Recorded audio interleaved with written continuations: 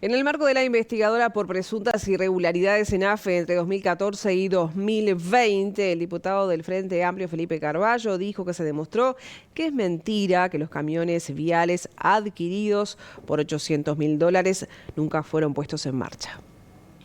Nosotros recibimos hoy uno de los gerentes generales que funcionó del año 2015 al año 2016.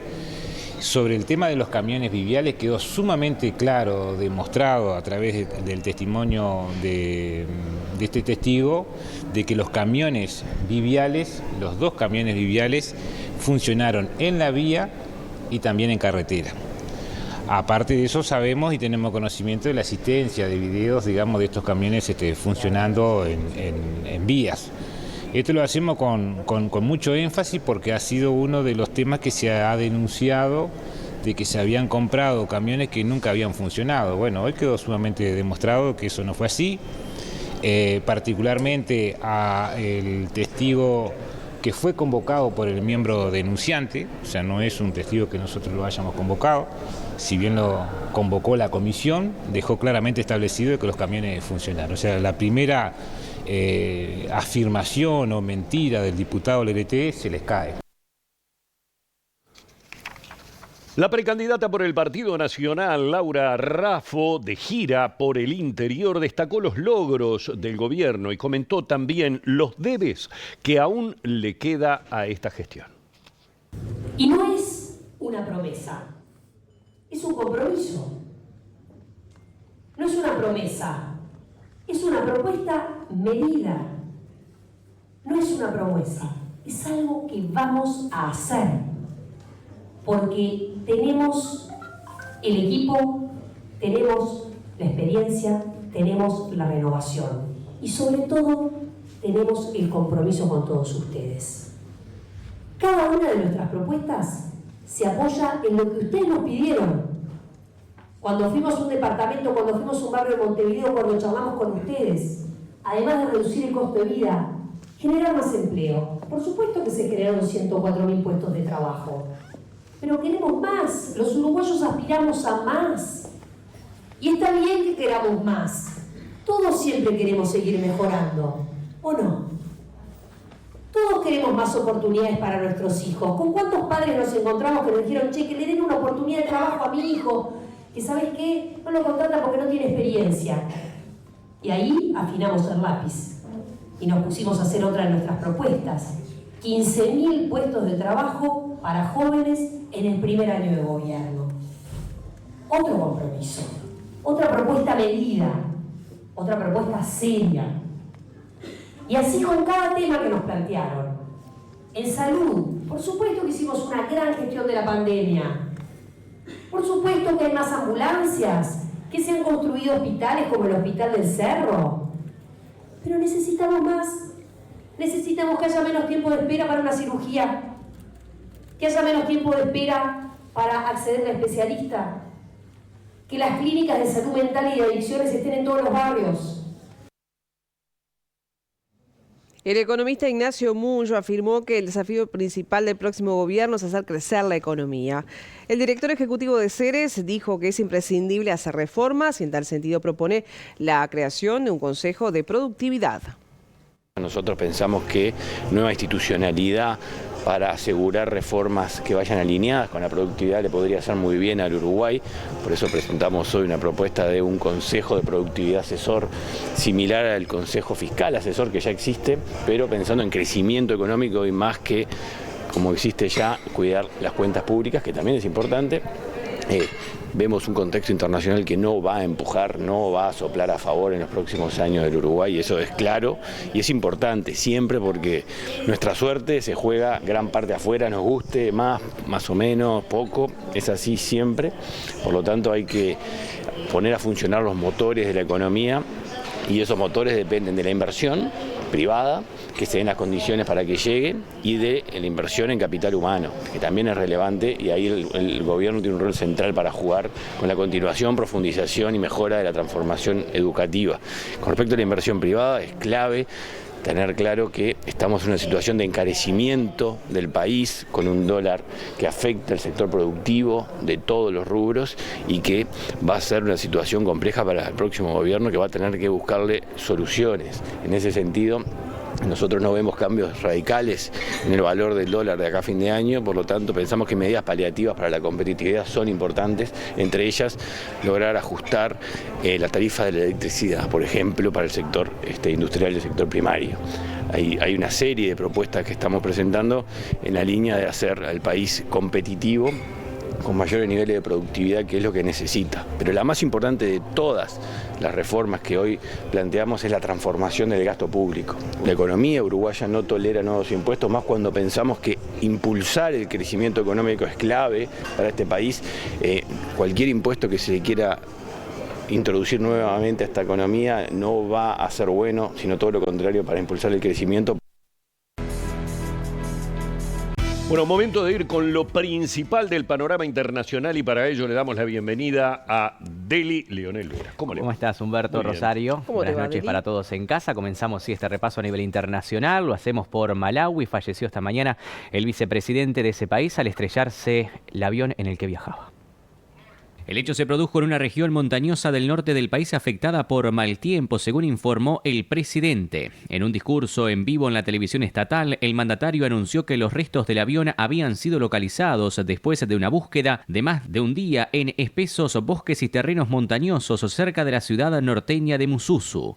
El mandatario dijo que los restos se encontraron cerca de una colina, que el avión había quedado completamente destruido y que todos los que iban a bordo murieron en el impacto. El presidente indicó que el jefe de las Fuerzas Armadas de Malawi le había informado del hallazgo del avión. Me entristece profundamente y lamento informarles a todos que ha resultado ser una tragedia terrible, sostuvo. El avión en el que viajaba el vicepresidente Saulos Chilima, de 51 años, salió de la capital el lunes a la mañana y se esperaba que aterrizara 45 minutos después en el aeropuerto internacional de Mususu, unos 370 kilómetros al norte. Pero el control de tráfico aéreo le indicó que diera la vuelta debido al mal clima y baja visibilidad, indicó el presidente en un discurso transmitido en vivo por el canal estatal de televisión. El avión desapareció del radar pocos minutos después. Nos vamos ahora hacia España. Entró hoy en vigencia la polémica ley de amnistía tras las negociaciones del PSOE con los partidos independentistas y Juntos a cambio de la investidura de Pedro Sánchez. Esto habilita el regreso del fugado Charles Puigdemont y a todos los movilizados en el intento de independizar a Cataluña, ¿recuerdan? En 2017. El Boletín Oficial del Estado publicó la Ley Orgánica de Amnistía para la Normalización Institucional, Política y Social en Cataluña, también conocida como Ley de Amnistía, que entró en vigor en el momento de su publicación, abriéndose un plazo de 2 meses para que jueces y tribunales la apliquen. El decreto firmado por el rey Felipe VI y el presidente del gobierno español, Pedro Sánchez, recoge la norma que el Congreso respaldó el pasado jueves con mayoría absoluta, levantando el veto del Senado y dando luz verde definitiva a su aprobación tras varios meses de tramitación y negociaciones entre el Ejecutivo y las formaciones independentistas.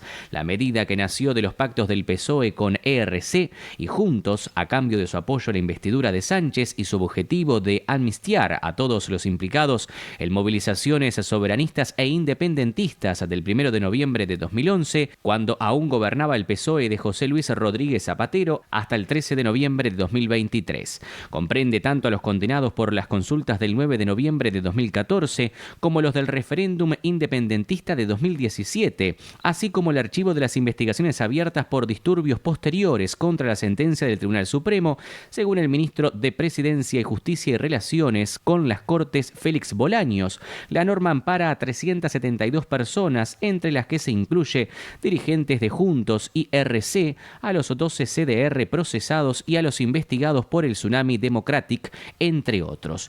Desde la publicación de la ley este martes, los jueces y tribunales disponen de 2 meses para aplicarla. Eso sí, ese plazo se detendrá si se eleva una cuestión a la justicia europea. El Diario Oficial también abre el plazo de presentación de recursos de inconstitucionalidad y al menos el PP ya tiene anunciado que la impugnará. Uruguay 21 invita a empresas a gestionar de forma gratuita la certificación de marca país que les facilita el acceso a nuevos mercados. Se espera que este año al menos 150 empresas logren esa licencia.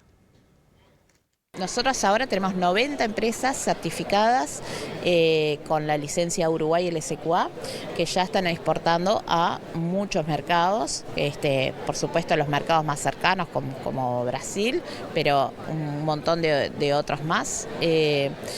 Y además de esas 90 empresas, nosotros tenemos unas 30 en lista de espera todavía que están en proceso de auditoría y así esperamos llegar a unas 150 a fin de año.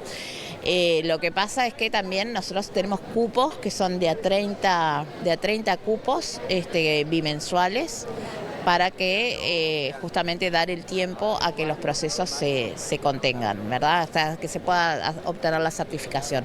Porque si bien es un proceso ágil, rápido, que se postula mediante la web, pero también tiene su proceso de auditoría y de chequeos de información e inspección que llevan su tiempo. Estas certificaciones lo que hacen es ayudar a que las empresas puedan entrar a nuevos mercados. Fiscalía archivó la denuncia que realizó el director del BPS contra el presidente del organismo. Se lo acusaba, junto a otros integrantes del directorio, de irregularidades en entrega de viviendas en el departamento de Maldonado. El director del BPS, en representación de los empresarios, José Pereira, denunció ante Fiscalía al presidente del ente, Alfredo Cabrera, al secretario general, Javier Sanguinetti, y a otras autoridades por abuso de funciones ante irregularidades en la adjudicación de 3 viviendas en edificios ubicados en Maldonado. En las últimas horas, Fiscalía les notificó que la denuncia fue archivada sin que los denunciados declaren. Lo denunciado no tenía asidero, ni por supuesto no tenía ningún tipo de relevancia penal, pero nos pareció importante no hablar hasta que esto sucediera en principio como esperábamos que iba a suceder y finalmente sucedió. Denuncias como esta le hacen mucho mal al Banco de Previsión Social y le hacen mucho mal al sistema institucional del país, porque son denuncias que se realizan en el medio de una campaña de prensa. 3 meses estuvo la prensa levantando declaraciones respecto a el supuesto delito que el presidente del Banco de Previsión Social, que el secretario general, que los funcionarios habían cometido en el ejercicio de sus actuaciones, y eso repercute en la actuación de los funcionarios.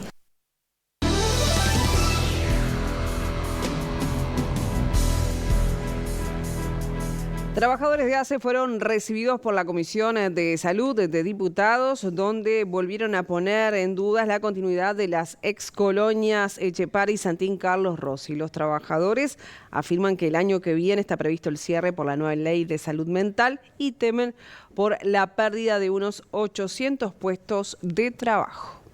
Nosotros no tenemos dudas porque en realidad la ley de salud mental, que es clara, en el año que viene, 2025, tenemos el cierre de este tipo de instituciones, tanto nosotros como Vilar de Bo también, ¿no? Y después tiene un engaño eso de que aseguran las fuentes laborales, pero lo aseguran solo hasta que termine el periodo de ellos, que es el 28 de febrero del año que viene. Después tenemos que negociar con las nuevas autoridades, o sea, no es real lo que se dice. Que haya la intención de querer seguirlo, sí, bueno, pero si no se invierte, y las inversiones fueron mínimas, para lo que es realmente, si uno compara con otros centros del Uruguay, nosotros somos uno de los centros más grandes del Uruguay, después del Pereira Rosé creo que seguimos nosotros con mayor cantidad de camas, y si ve las inversiones que se hizo en otro centro comparados con otro, es mínima.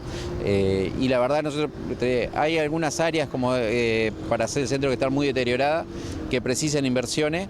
La licitación supuestamente está, nosotros estamos en un espacio de negociación en los que se nos va a agrandar la información, pero el proyecto todavía no está armado, porque no sabemos cuántas camas, cuántos funcionarios van a trabajar, no sabemos cuáles van a ser los objetivos de ese proyecto.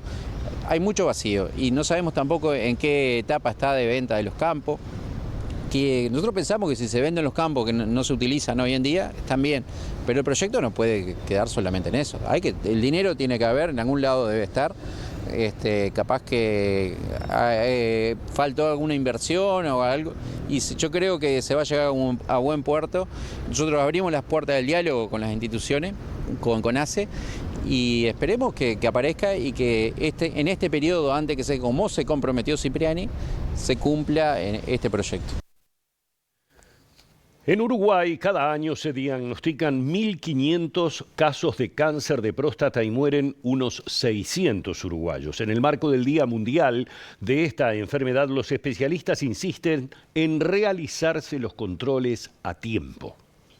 Invitarlos a que se acerquen a la consulta del urólogo, a la detección del cáncer de próstata en las etapas tempranas. En cualquier prestador de salud es accesible, en el hospital particularmente tenemos el programa de próstata, pero es importante transmitir que el cáncer de próstata sigue siendo el cáncer más frecuente en el hombre y en mortalidad está en primero o en segundo lugar, es decir, no hay que asustarse, pero hay que tener cuidado, sigue matando y si nosotros lo encontramos en etapas precoces lo podemos curar perfectamente. Si hay antecedentes familiares de padre o hermano con cáncer de próstata, el control debe empezar más temprano, entre los 40 y los 45 años. Si en realidad no hay antecedentes, puede empezar alrededor de los 50 años y después será una vez por año, cada 2 años, de acuerdo un poquitito al riesgo que tenga y al resultado del examen de sangre que le vamos a hacer, que es el antígeno prostático o PSA. Si ese PSA es muy bajo, a veces los controles se pueden estipular cada 2, 3 años, 5 años. Si ese es todavía no tan bajo, quizá todos los años tengamos que hacerlo, pero es un simple examen de sangre y quizá un tacto rectal.